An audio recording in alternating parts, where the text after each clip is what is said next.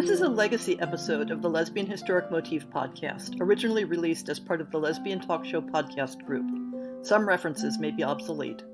The show looks at lesbian-relevant themes in history and literature, has interviews and discussions about current historical fiction with queer female characters, including fantastic versions of the past, and presents new original historical fiction for your enjoyment.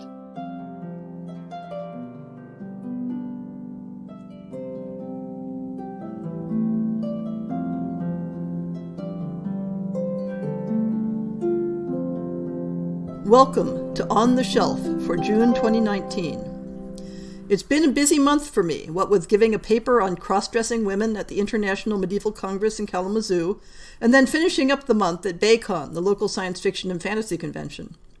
But all my immediate project deadlines are complete, and I can relax a bit in June and July. Next month, I plan to start seriously plugging the 2020 fiction series for the podcast. I want people to make it as hard as possible for me to choose just 4 stories to publish by inundating me with great lesbian historical short fiction. So this time, I'll be reminding folks on a regular basis.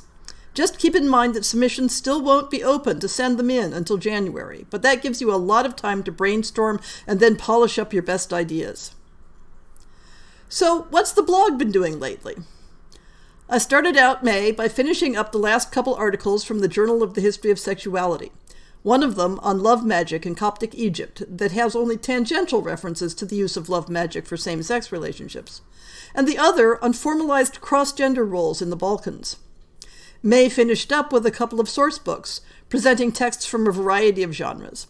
The first, A Rainbow Thread, an anthology of queer Jewish texts from the 1st century to 1969, was a bit disappointing as it had relatively little lesbian-relevant material, and most of what it did have was not that different from non-Jewish texts of similar eras. But the second source book is one I recommend highly, Same-Sex Desire in Early Modern England, 1550 to 1735. For June, I'm tackling some publications that have been getting kicked down the road for a while for various reasons. Precious and Adored is a critical edition of the correspondence between Rose Cleveland and Evangeline Simpson Whipple around the turn of the 20th century, tracing the ups and downs of their romantic relationship.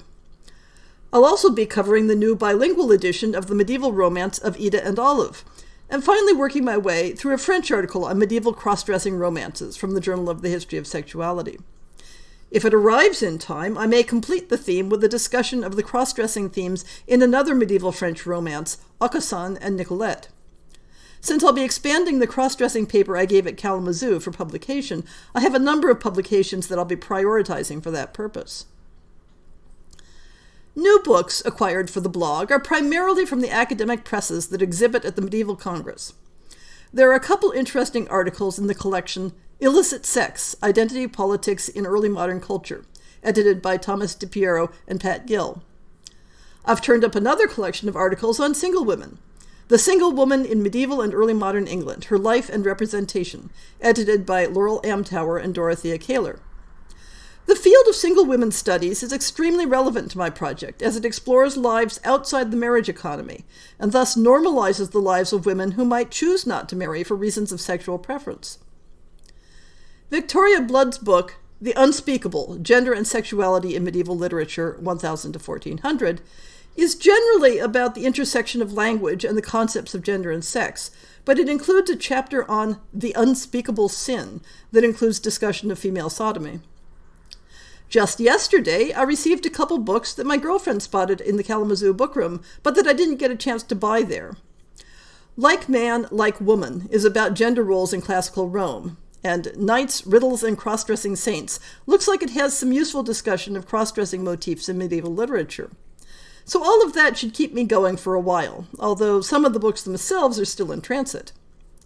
I've gotten into the habit of having my Kalamazoo purchases shipped, not simply to save space in my luggage, but because it's like getting presents at random intervals for the next month. This month's podcast guest will be Anna Clutterbuck-Cook. Anna is a librarian and a reader of queer fiction. We ended up spending 2 podcasts talking about a wide range of topics around her favorite books, the books she wants to read but can't find, the dynamics of queer fiction communities, and all sort of other things. For this month's essay, I'm planning on combining a multi-person review of the new Emily Dickinson movie, Wild Nights with Emily, and a discussion of how and why Emily Dickinson has become a point of contention around topics of sexuality. And the month's podcast will finish up with our second audio short story. At the beginning of the year, I pledged myself that I'd get the fiction all recorded and set up far in advance this time. A pledge that I haven't managed to keep at this point. So the choice of which story I'll be broadcasting is partly going to depend on which one I can make arrangements to record in time. But maybe this means I'll get them all recorded and fulfill part of my pledge, after all. And now we come to recent and forthcoming lesbian historical fiction. Only 5 titles this month, and only 3 of them are June books.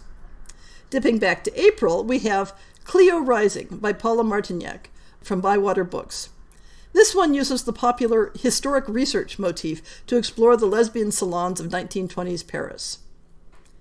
In 1983, Livy Bliss leaves Western North Carolina for New York City, armed with a degree in English and a small cushion of cash from a favorite aunt. Her goal is to launch a career in publishing, but more important, to live openly as a lesbian. A rough start makes Livy think she should give up and head home, but then a new friend helps her land a job at a literary agency run by the formidable Bea Winston. Bea hopes Livy's southern charm and boyish good looks will help her bond with one of the agency's most illustrious clients, the cranky modernist writer Cleo Hart, a closeted octogenarian lesbian of the Paris lost generation, who has rarely left her Greenwich Village apartment in 4 decades. When Livy becomes Cleo's gopher and companion, the plan looks like it's working. The two connect around their shared Carolina heritage, and their rapport gives Cleo support and inspiration to think about publishing again.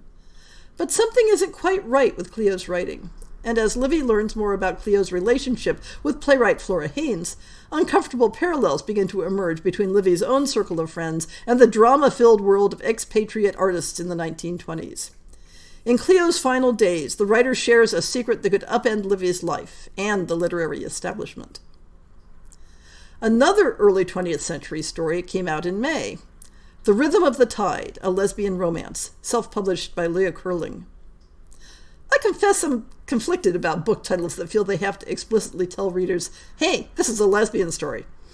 On the one hand, it makes it easier to figure out whether they're relevant to the podcast, but on the other hand, it always feels like maybe you could just indicate that in the cover copy.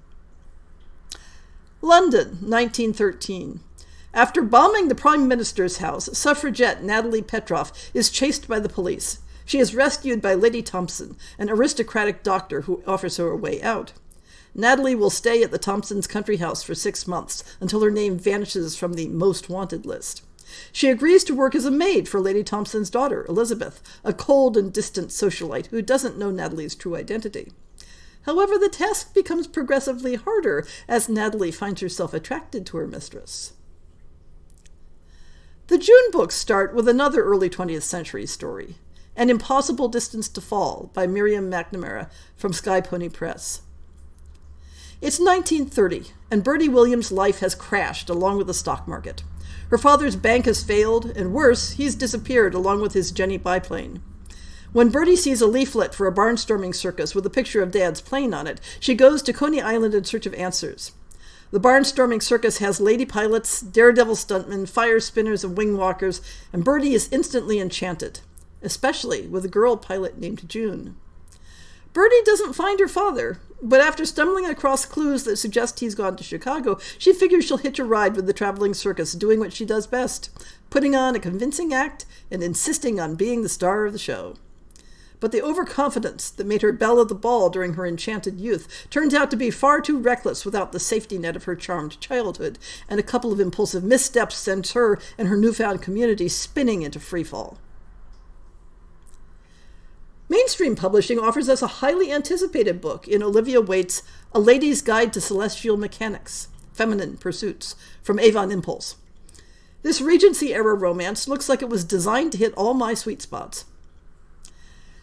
As Lucy Machulny watches her ex-lover's sham of a wedding, she wishes herself anywhere else. It isn't until she finds a letter from the Countess of Moth, looking for someone to translate a groundbreaking French astronomy text, that she knows where to go. Showing up at the Countess's London home, she hoped for a challenge, not a woman who takes her breath away. Catherine St. Day looks forward to a quiet widowhood once her late husband's scientific legacy is fulfilled. She expected to hand off the translation and wash her hands of the project. Instead, she is intrigued by the young woman who turns up at her door, begging to be allowed to do the work, and she agrees to let Lucy stay. But as Catherine finds herself longing for Lucy, everything she believes about herself and her life is tested. While Lucy spends her days interpreting the complicated French text, she spends her nights falling in love with the alluring Catherine. But sabotage and old wounds threaten to sever the threads that bind them. Can Lucy and Catherine find the strength to stay together, or are they doomed to be star-crossed lovers? Jen LeBlanc's Louisa, Trumbull Family Saga Book 8, from Illustrated Romance, is another Regency story. The book description includes a content warning for sexual assault. When Ellie and Lou fall in love, it is with great abandon, and they have grand ideas: a small cottage, a garden, a goat to manage the weeds, sheep for wool to knit. But the truth of the matter lies in the reality.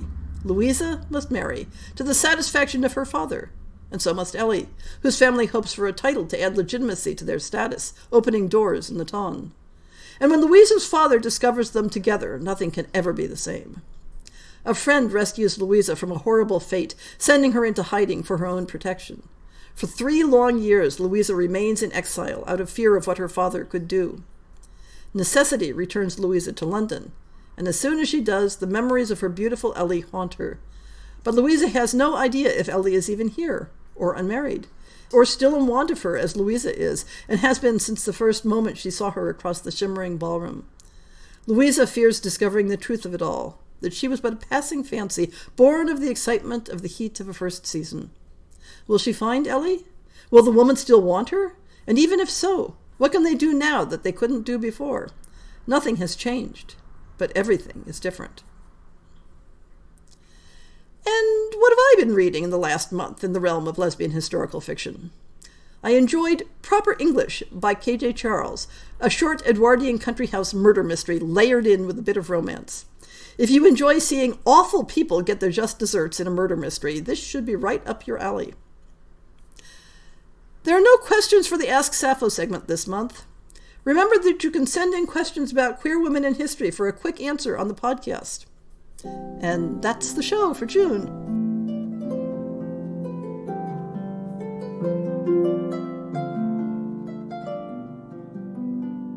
I hope you've enjoyed this episode of the Lesbian Historic Motif Podcast. See the show notes for links to people and topics. Most shows will have a transcript linked as well. If you have a book announcement, a topic suggestion, or might like to appear on the show, please drop me an email.